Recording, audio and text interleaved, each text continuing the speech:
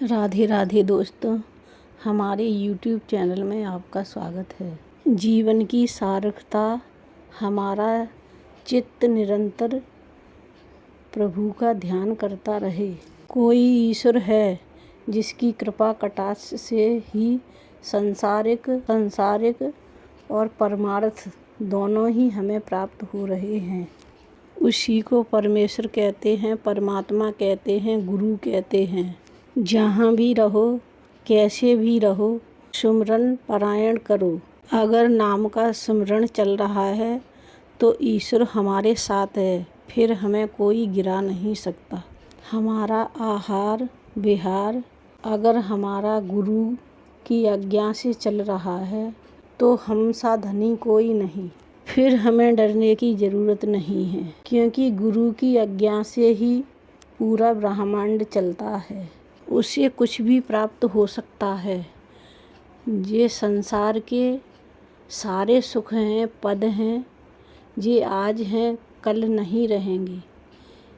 लेकिन उस मालिक का जो पद है, जो हमारा परम ईश्वर है और उसकी सत्ता है, वो हमारा ही है। जब तक हमारा उसके साथ सामना नहीं होता, जब तक उसका सामना साक्षात्कार अनुभव नहीं होगा, तब तक हमारा जीवन अधूरा।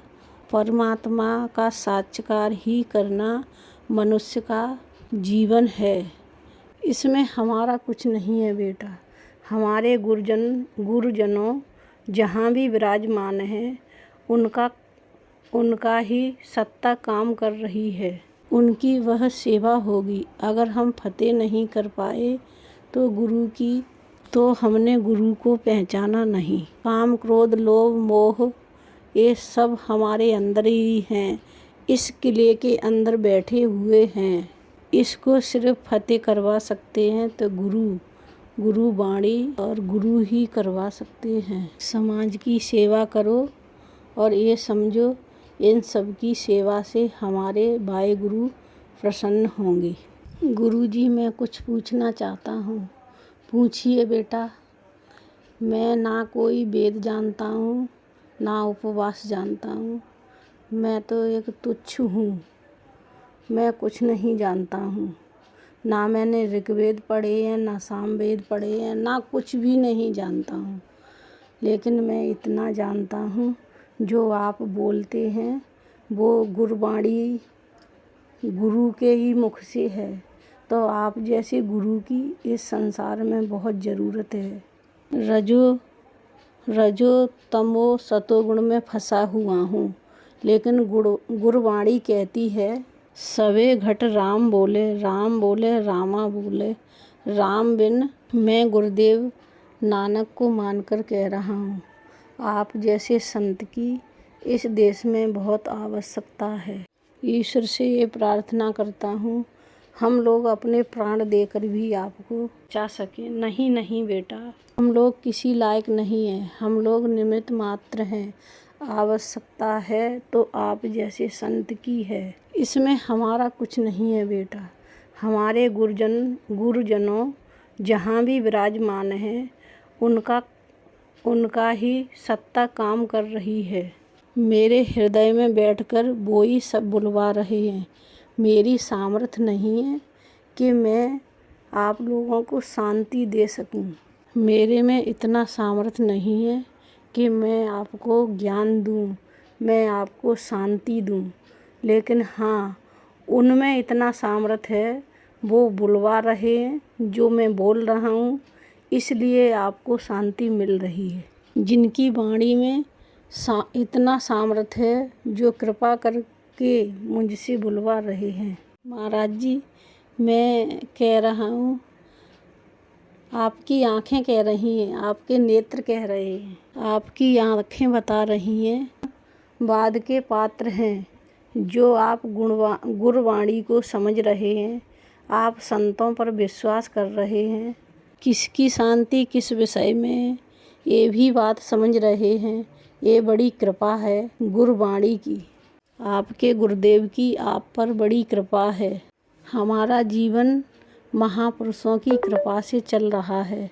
महाराज जी एक विनती है आपसे। जैसे गुरुदेव नाम स्मरण है, हम कभी कर पाते हैं, कभी नहीं कर पाते। आप तो निरंतर करते हैं, आप सिद्ध हो गए हैं। हम लोग गृहस्थी में रहकर भी निर्लेप्स हैं।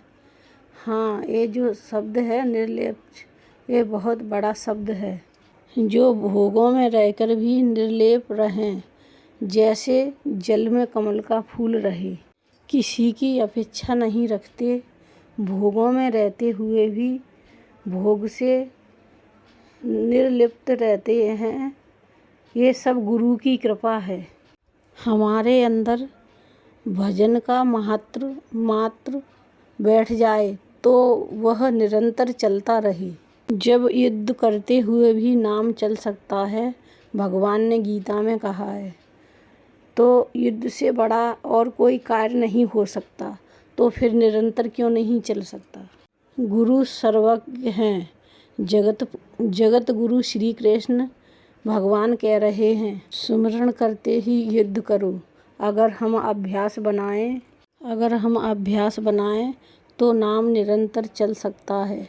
अगर नाम निरंतर चल रहा है तो इसके आगे फिर कुछ चिंता नहीं है। सब कुछ आ जाएगा, बिना पढ़े वेद आ जाएंगे आपके हृदय में। वेद का सार आ जाएगा। जो छुपा हुआ माया में तत्व है वो आपके हृदय में आ जाएगा, जो आपके नेत्रों से बच नहीं पाएगा। जहाँ भी आप देखेंगे वहाँ भी आपको दिखाई देगा। गुरुवाणी में आपने कहा ना, घट घट में वही बोल रहा है, तो वो सब में बसा हुआ है।